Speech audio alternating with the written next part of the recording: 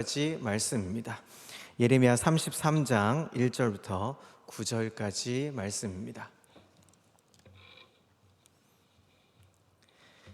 1절부터 8절은 제가 읽고 마지막 9절은 합독하면 좋겠습니다. 제가 1절부터 읽겠습니다.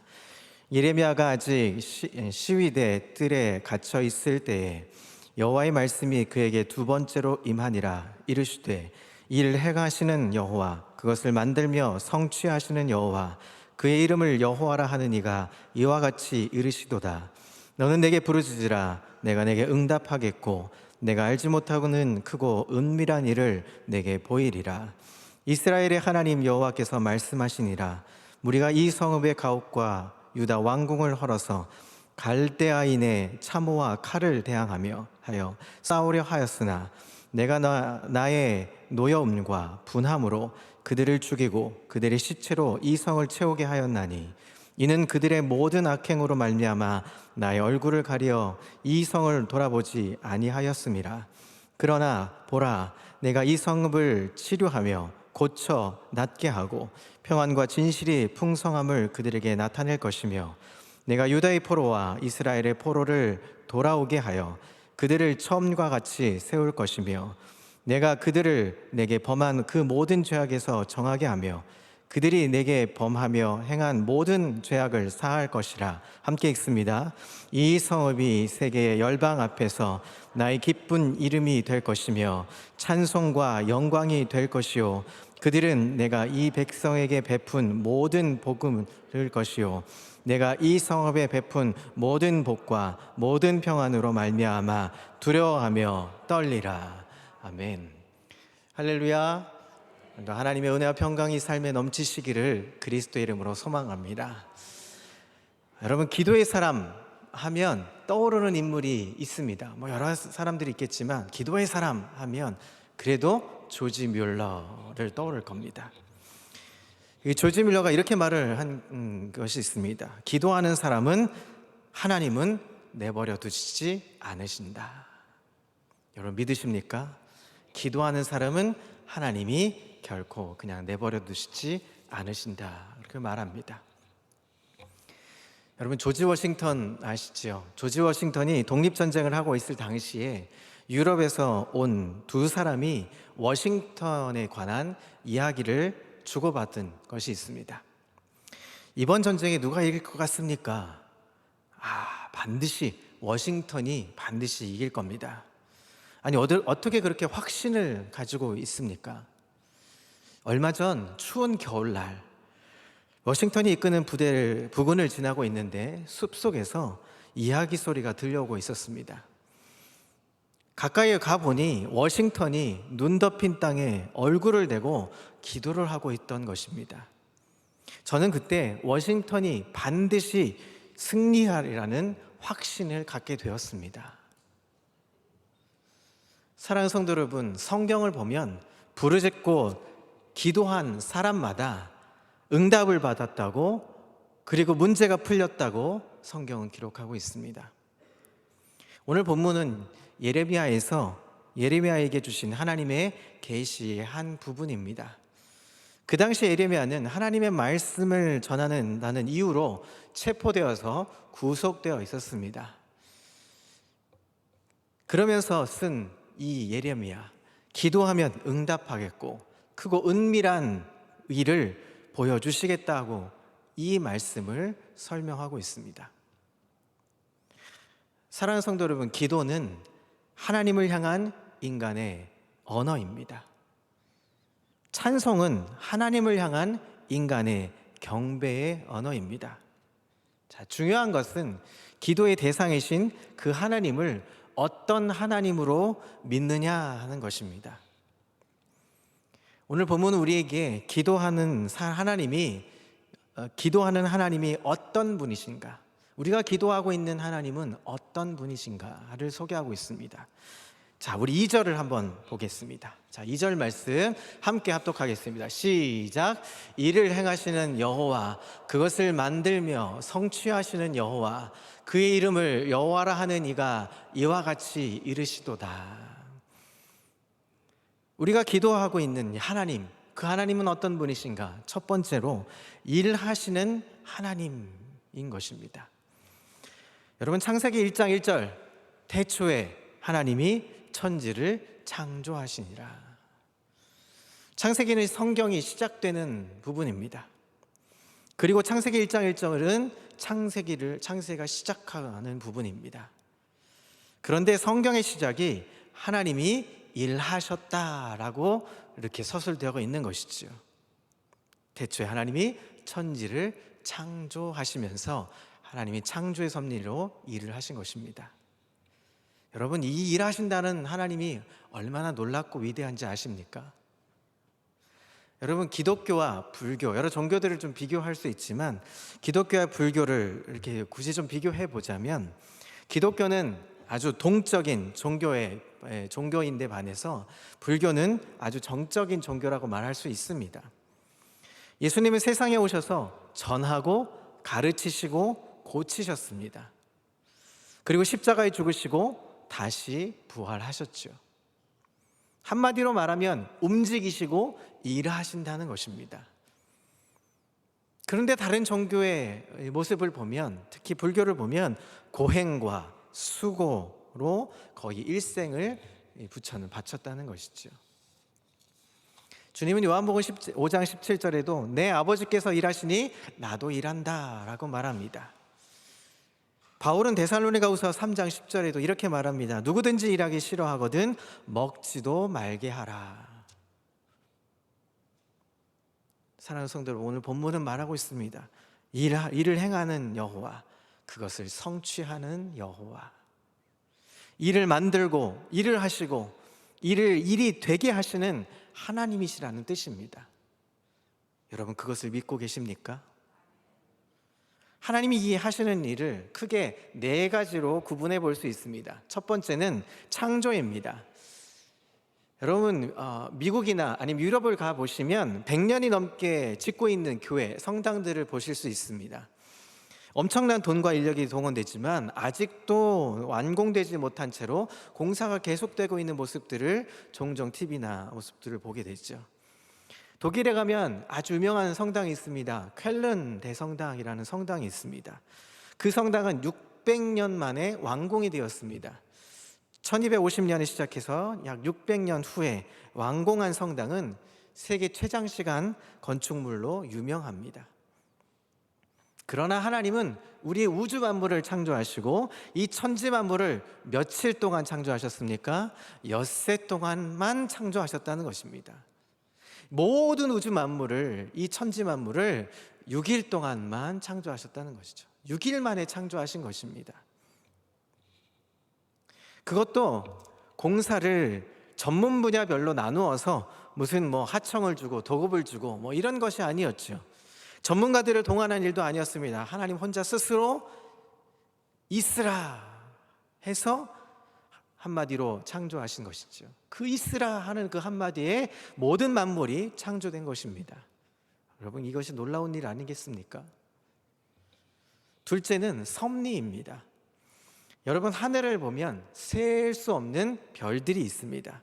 그리고 이 땅에 살고 있는 60억 명이 넘는 사람들이 살고 있죠. 행성들은 태양을 중심으로 떠돌고 있습니다. 태양을 중심으로 달리는 행성은 우리가 잘 아는 지구, 수성, 화성, 목성, 토성, 천왕성, 해왕성 8개의 이 태양을 주변을 돌고 있는 행성들이 있습니다. 자, 그런데 가만 보면 그 행성들, 특히 목성을 보면 그 거리가 태양에서 약 7억 8천만 킬로, 이게 도대체 헤아릴 수 없죠. 어느 정도의 길이인지 잘 모르겠습니다. 이만큼이나 떨어져 있는 별입니다. 12년마다 태양을 주변을 한 바퀴씩 돈다고 합니다.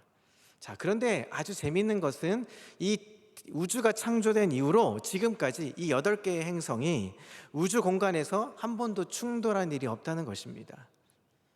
여러분, 자동차 길을 보면 노란색 선, 또 흰색 선 이런 것들을 그려서 차도로 차를 지나가게 하죠. 안전하게 또 그곳에서 또 정차할 수 있도록 길을 만들어내는 선들이 있습니다. 그런데 이 무한대의 공간, 우주 공간에는 그런 궤도를 따라 달리는데도 충돌도 안 일어나고 추돌도 안 일어납니다. 어떤 선이 있는 것 같지 않은데 그렇게 공존하고 잘 돌아가고 있는 것이죠. 그것은 하나님의 섭리 때문인 것입니다. 하나님이 지으신 우주는 그렇게 질서 있게 돌아가고 있는 것이죠. 세 번째로 구원입니다. 하나님이 하시는 사역 가운데 가장 큰 사역은 바로 구원하시는 사역입니다. 이스라엘을 구원하셨고 세상을 구원하셨고 우리를 구원하셨습니다.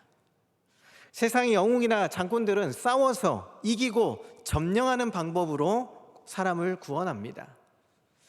적에게 포로된 사람을 구하려면 어떻게 합니까? 그 성을 점령해서 싸워서 이겨서 그 사람들을 구원해내는 것이죠. 그러나 하나님은 독생자 예수님을 세상에 보내 죽게 하심으로 우리를 구원하셨습니다. 자신이 피 흘려 죽으심으로 인간을 구원하셨던 것이죠. 그것은 영웅들, 징기스칸이나 나폴레옹이나 이런 사람들과는 전혀 다른 방법으로 구원하시는 것입니다. 자, 마지막으로 심판입니다.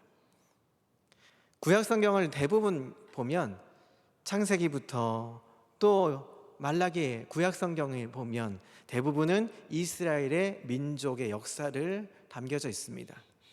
자, 이스라엘의 역사의 민족, 이 민족이 세 형태로 이제 반복하는 일들이 있습니다. 세 가지. 첫 번째, 죄를 짓죠. 그러면 하나님이 심판을 하십니다. 그러면 사람들은 어떻게 합니까? 회개하고 돌이키죠. 구원을 받게 됩니다. 다시 말하면 죄를 짓다가 매를 맞고 그리고 잘못했다고 회개하고 그러면 하나님은 그 회개를 들으시고 보시고 용서해 주시고 구원해 주시는 이 반복적인 사건을 이 구약성경은 보여주고 있는 것이죠. 이러한 범죄, 회개, 구원을 이루는 이 악순환이 남과 북 왕조가 망하는 날까지 반복되어 있습니다. 용서와 구원은 하나님의 사랑에 근거하고 심판은 공의에 근거합니다.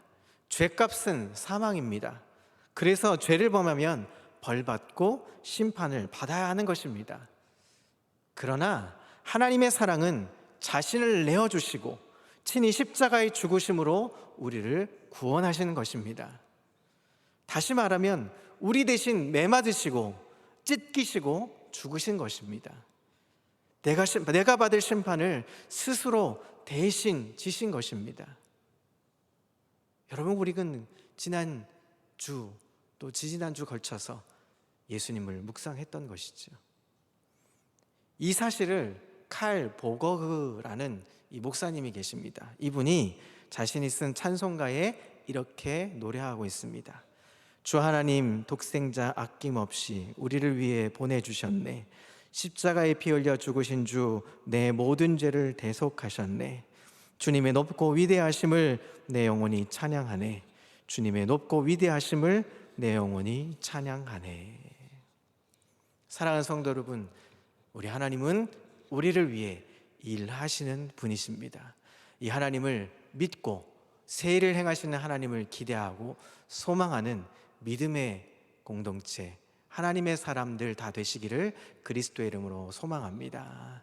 두 번째, 3절을 보겠습니다. 3절은 우리가 너무나 잘 아는 말씀입니다. 함께 읽겠습니다. 시작.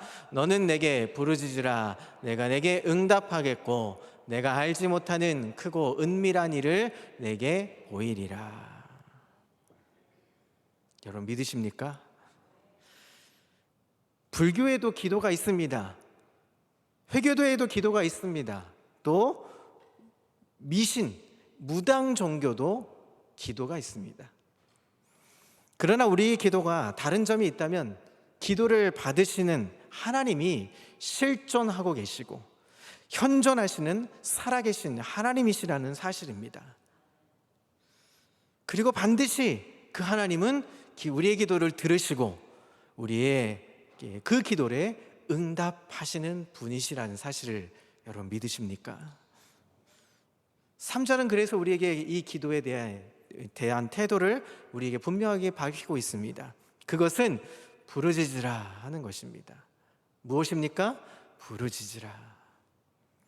부르짖는다는 것은 소리를 내어서 상대편이 다른 사람들이 듣도록 크게 외치는 것입니다. 그리고 간절한 힘을 다한 기도를 드리는 것이 그것을 얘기하고 있습니다. 여러분, 이제 고급 레스토랑 가보신 적이 있습니까? 뭐 많지는 않지만 저도 한두 번 가본 적이 있습니다. 그런 레스토랑에 이렇게 가면 서양 음식을 먹으려면 소위 테이블 매너라는 것이 있습니다. 식당 입구에 가면 이제 안내를 기다리죠. 윗사람이나 혹은 여성을 상석에 앉히는 배려를 합니다. 그리고 소금통은 구멍이 1개, 후추통은 구멍이 3개 이상이어야 합니다. 포크와 나이프는 바깥쪽부터 차례대로 사용해야 합니다. 손을 올려놓거나 턱을 괴거나 하는 일은 하면 안 됩니다. 식탁 위에 소지품, 핸드폰, 담배, 핸드백 이런 것들을 올려놓는 것은 비매너입니다. 쩝쩝거리거나 큰 소리로 떠드는 것도 안 된다. 이런 등등의 서양 음식의 테이블 매너가 있습니다. 어느 쪽 것부터 내 빵인지, 이렇게 테이블에 놓여져 있는 빵이 왼쪽 게 내 빵인지 오른쪽 게 내 빵인지 그 매너를 통해서 알 수 있게 됐죠. 처음에 갔을 때는 이게 도대체 뭔가 싶어서 수없이 이게 많이 놓여져 있는 포크와 나이프들을 보면서 도대체 어떤 데 사용해야 되나 하는데, 이 테이블 매너를 보면서 참 어렵다 하는 생각을 했습니다. 여러분, 교회는 이런 사교 클럽 또는 정통적인 레스토랑도 아닙니다. 교회는 감격이 있고 감동이 있고 말씀이 살아있고 아멘이 있고 노래가 있는 곳입니다. 어려운 곳이 아니라는 것입니다. 어떤 여행객이 영국 런던에 있는 웨스트민스터 사원에 이제 방문을 하게 되었습니다. 그는 이 장엄한 사원 안에 들어가자마자 무릎을 꿇고 기도를 하기 시작했답니다. 그 모습을 본 사원의 경비원은 즉시 경찰을 불러서 그 사람을 연행했습니다. 그러나 판사의 배려로 풀려나서 이 여행객이 다시 이제 사원에 찾아가서 경비원에게 이렇게 물었답니다. 아니, 왜 기도를 못하게 하느냐라고 이렇게 물었더니, 우리가 만일 그것을 허락한다면 당신은 혼자이겠지만 많은 사람들이 그것을 보면서 그 사람들은 아무 곳에서나 가리지 않고 기도하려고 할 거기 때문에 그래서 이렇게 행했다라고 말합니다. 기도 못하게 하는 곳, 기도하지 않는 곳, 기도가 없는 곳, 그것은 교회가 아닙니다. 기도하지 않는 기독교인, 기도에 힘쓰지 않는 기독교인, 기도의 필요성을 부인하는 사람은 기독교인이 될 수 없습니다. 그래서 3절은 이렇게 말합니다. 부르짖으라, 내가 응답하리라. 부르짖으라, 내가 알지 못하는 크고 은밀한 일을 내게 보이리라. 하나님의 뜻을 깨닫는 것도, 하나님의 마음을 헤아리는 것도 기도로만 가능하다는 것입니다. 여러분, 이것을 믿으십니까? 해변가에 가면, 여름이 되면 해변에 가면 이렇게 높은 이렇게 망루 같은 걸 세워놓고, 초소를 세워놓고 인명구조대원들이 활동을 합니다. 어떤 사람이 그 인명구조원에게 이렇게 물었다고 합니다. 참 해변은 시끄럽습니다. 제잘거리는 소리, 파도 소리, 웃음소리, 고함 소리가 어우러져서 시끄러운데 당신은 이 물에 빠진 사람들 살려달라고 하는 소리를 어떻게 듣고 그렇게 구조를 합니까? 라고 물었습니다. 이미 인명구조원의 대답이 이렇습니다. 물에 빠진 사람이 외치는 이 고함 소리와 떠드는 소리는 같지 않습니다. 뛰놀며 휘젓는 손과 발, 그 모습과 물에 빠진 사람이 살려달라고 하는 이 손과 발의 이 모습은 같지 않습니다. 저는 물에 빠진 사람의 고함 소리나 휘저는 손놀림을 듣고 보고 뛰어가는 것입니다. 무엇입니까? 집중하는 것입니다. 하나님은 우리의 고함 소리를 들으십니다. 하나님은 우리의 손놀림과 우리의 아우성을 들으시는 분이십니다. 내게 부르짖으라 내가 응답하리라.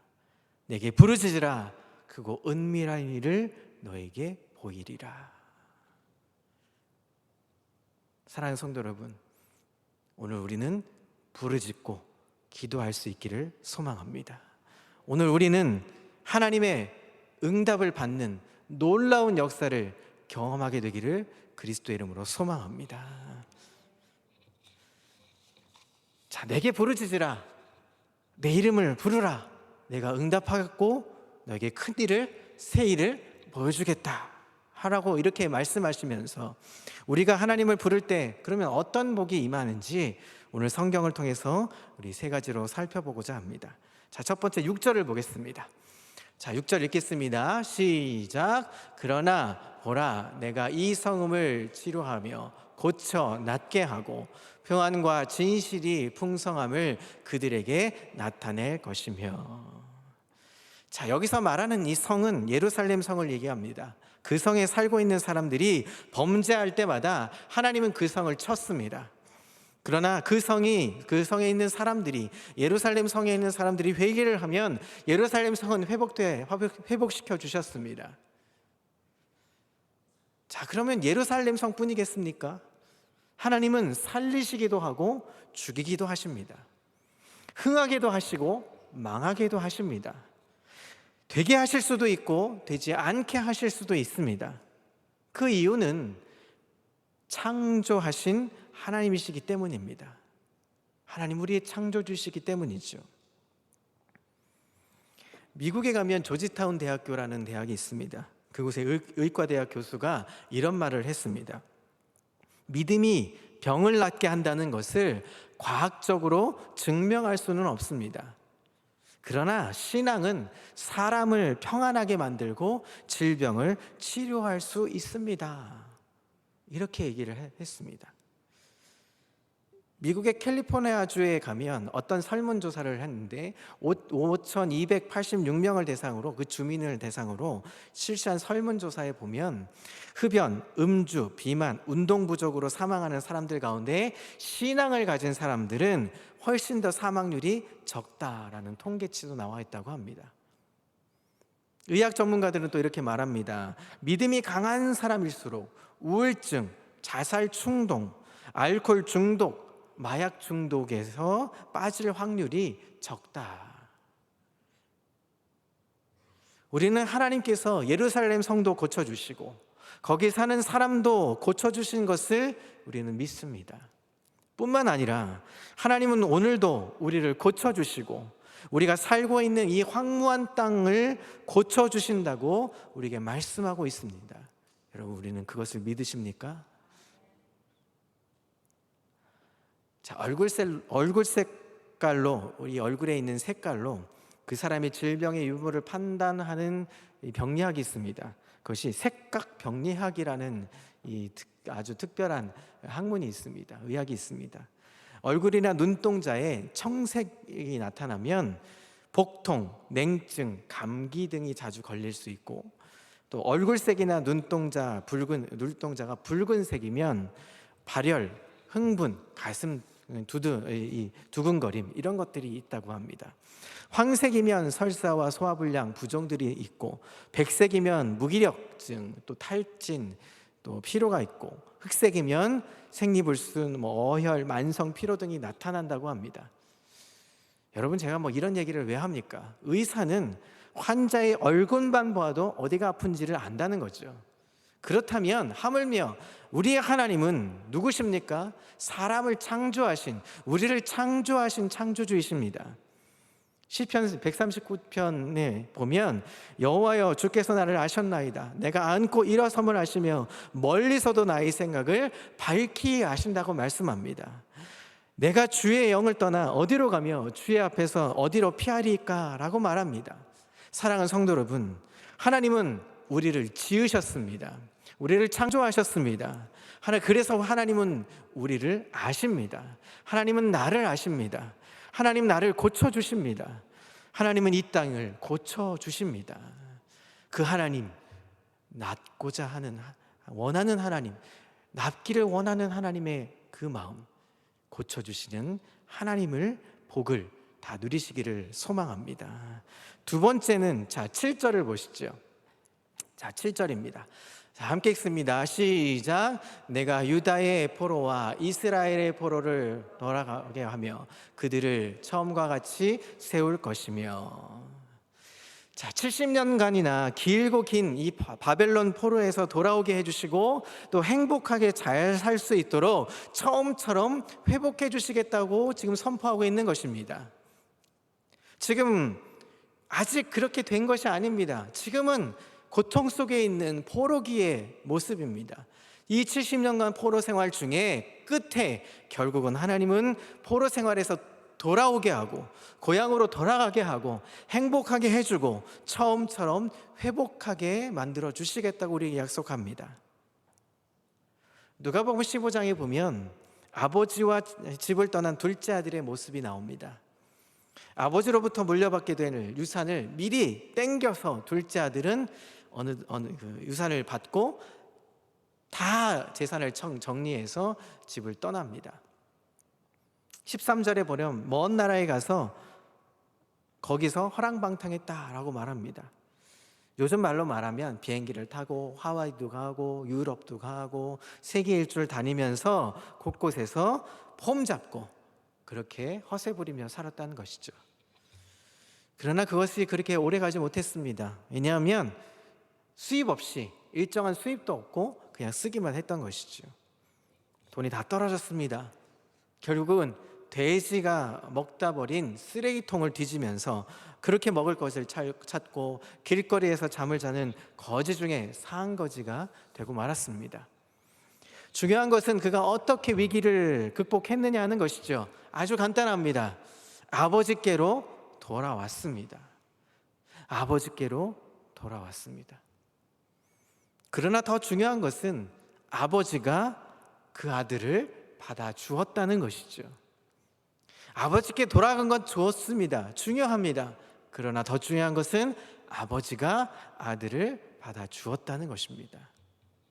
제 아무리 100번, 1000번 돌아가 봐도 아버지가 이렇게 말하면 끝이죠. 너는 내 자식이 아니야. 이미 내가 다 줬잖아. 내 죽으면 줄 유산 다 줬잖아. 나는 너 같은 자식 둔 일이 없어 하고 내쫓으면, 받아주지 않으면 돌아가도 아무 소용이 없는 것이죠. 우리는 이 이야기 속에서 돌아오면 받아주시고 다시 사랑을 베풀어 주시는 하나님의 본성을 보게 되는 것이죠. 7절에 보면 하나님은 돌아오게 하시고 돌아온 사람들을 처음처럼 세워주시겠다고 말씀합니다. 우리는 예수 믿기 전 죄의 포로로 살았습니다.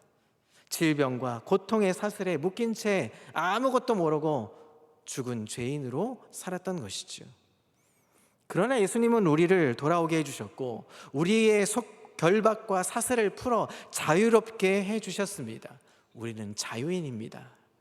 죄로부터, 고통으로부터, 절망으로부터, 좌절과 패배감으로부터 우리는 죽음으로부터 자유해진 것입니다. 그래서 우린 지난 주일에 부활주일을 맞았던 것이죠.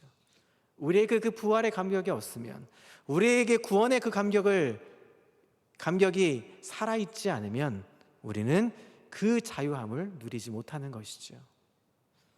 찬양의 가사가 이런 가사가 있습니다. 예수 결박 푸셨도다. 예수 결박 푸셨도다. 나의 결박 푸셨도다. 나는 자유해. 사랑하는 성도 여러분, 우리를 처음처럼 회복시켜 주시는 하나님, 그 하나님을 의지하고 소망 가운데 거하시기를 예수 그리스도의 이름으로 소망합니다. 자, 세 번째로 우리에게 해주시는 놀라운 은혜가 또 하나 있습니다. 자, 8절을 보시죠. 함께 읽습니다. 시작. 내가 그들을 내게 범한 그 모든 죄악에서 정하게 하며 그들이 내게 범하여 행한 모든 죄악을 사할 것이다. 이스라엘 백성이 하나님께 범한 죄는 크게 두 가지였습니다. 첫 번째로는 어떤 것이냐면 불신죄였습니다. 하나님 불신하는 것이죠. 이사야 43장 1절에 보면 이렇게 말합니다. 야곱아, 너를 창조하신 여호와께서 지금 말씀하시느니라. 이스라엘아, 너를 지으신 이가 말씀하시느니라. 너는 두려워하지 말라. 내가 너를 구속하였고 내가 너를 지명하여 불러나니 너는 내 것이라. 하나님이 이스라엘을 창조하시고 조성하셨습니다. 그래서 그들은 하나님의 소유된 백성이었던 것입니다. 그런데 그들은 그것을 부인하고 믿지 않았습니다. 이것은 엄청난 대역죄인이었던 것이죠. 그들은 하나님을 믿지 않았습니다. 둘째는 하나님 대신 우상을 섬긴 것이었습니다. 그들은 하나님 대신 바알신을 섬기고 아세라신을 섬겼습니다. 그 죄 때문에 그들은 나라가 망했고 살던 땅을 쫓겨났고 가족들이 뿔뿔이 흩어지는 안타까운 일들이 일어났습니다. 여러분, 한국 기독교회의 역사라는 책이 있습니다. 그 책에 보면 초대 한국의 이 기독교인들은 이 조상의 제사 문제 때문에 핍박을 받고 피 흘리며 순교했다라는 기록들이 있습니다. 1913년 2월 18일자 이 그리스도 신문에 나온 이야기가 있습니다. 이 조상 제사의 폐해를 지적한 이야기입니다. 시간 낭비, 돈 낭비는 물론 제사 지낼 아들이 없어서 집에서는 첩을 얻어서 아들을 낳아서 제사를 지내도록 했다라는 기록이 있습니다. 조상을 추모하고 업적을 기리는 것도 그 유덕을 살피는 것도 아마 귀한 일일 수 있습니다. 그러나 이미 죽어 흙에 묻힌 이 영혼을 위해서 숭배하는 행위는 우상 숭배입니다. 하나님이 이렇게 말씀하시죠. 나 외에 다른 신을 섬기지 말라. 이 계명을 위배한 것입니다. 어떤 사람이 우스갯소리를 이렇게 이해합니다. 요즘 귀신들은 제대로 얻어먹지도 못하고 허기진 귀신들이 많다. 우리나라의 이 전통적인 제사는 언제 합니까? 저녁 자정이 되어야 했습니다. 그래야 이제 소위 말하면 이제 조상들이 온다고 하죠. 근데 요즘 사람들은 귀찮기도 하고 이 밤중에 기다릴 수 없고 또 내일도 출근해야 하니까 초저녁에 제사를 지냅니다. 사전에 제사 지낼 시간을 통보받지 못한 이 귀신들이 자정역쯤에 와보니까 이미 제사를 끝낸 뒤에 먹을 것이 이제 다 없고 다 깨끗이 청소했으니까 결국 먹을 게 없는 것이죠. 그래서 귀신들이 허기가 졌다라고 이렇게 아주 우스갯소리로 이야기하는 사람들이 있습니다. 하다못해 이렇게 모니터에다가 이 그림을 이 제사상의 그림을 얹어놓고 제사를 드리기도 합니다. 이스라엘 백성은 하나님을 하나님으로 인정하지 않았습니다. 불신했습니다. 그리고 다른 신에게 분향하고 제사하다가 나라가 망했습니다. 하나님이 진노했죠. 그런데 오늘 본문은 뭐라고 얘기합니까? 너희가 내게 범한 모든 죄악을 사해주겠다. 모든 죄악을 사할 것이다 라고 말씀하고 있습니다. 죄악을 사한다는 것은 우리에게 용서해 주시겠다는 것입니다. 중요한 것이 있습니다. 용서받았습니다. 그것은 그 이후의 삶이 더 중요합니다. 용서받은 후의 삶이죠. 여러분, 어떻게 살아야 합니까? 다시는 죄를 범하지 않아야 합니다. 요한복음 8장에 보면 가늠하다 현장에서 붙잡혀 죽게 된 여인이 있습니다. 그녀에게 하신 주님의 말씀이 있습니다. 나도 너를 정죄하지 아니하노니 다시는 가서 죄를 짓지 말아라. 어떻게 연약한 우리가 다시 죄를 범하지 않을 수 있겠습니까? 여러분, 죄를 짓지 않겠습니다 하고 선언해 보지만 돌아서면 우리의 죄성들이 드러납니다. 어떻게 죄를 짓지 않을 수 있겠습니까? 그것은 기도하고 성령님을 내 안에 모셔야 하는 것입니다. 기도만이 가능한 것입니다. 성령의 감동과 인도하심을 따라야 내가 다시금 죄 짓지 않도록, 재범하지 않도록, 재발되지 않도록 피할 수 있는 것입니다. 또 어떻게 살아야 합니까? 주님을 사랑해야 합니다. 미국의 스탠퍼드 대학교의 심리학 교수였던 이 필립 짐바도 교수가 이런 말을 했습니다.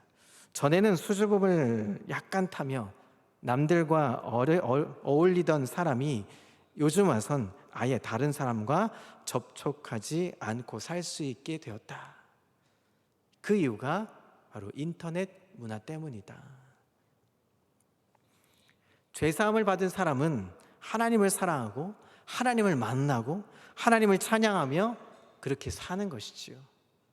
다른 것들 만나느라 하나님을 만나는 시간이 모자라서는 안 되는 것입니다. 인터넷 때문에, 사업 때문에, 돈을 버는 것 때문에, 세상의 즐거움 때문에, 사람을 만나는 것 때문에 주님을 소홀히 해서는 안 되는 것입니다. 우리 이 시간 주님을 향해서 내가 주님을 사랑한다 부르짖을 수 있기를 그리스도의 이름으로 소망합니다. 주님을 사랑한다고 고백하십시오. 말씀을 정리합니다. 부르짖으라, 내가 크고 은밀한 일을 우리에게 행해 주시겠다고 말씀하신 하나님, 일하시는 하나님, 응답하시는 하나님, 고쳐주시고 회복시켜 주시는 하나님, 죄를 용서해 주시는 하나님을 의지하며 부르짖는 역사가 일어나는 성령의 불타는 능력이 있는 귀나 은혜의 밤, 기도의 밤, 성령의 역사의 밤 되시기를 그리스도의 이름으로 축복합니다. 기도하겠습니다.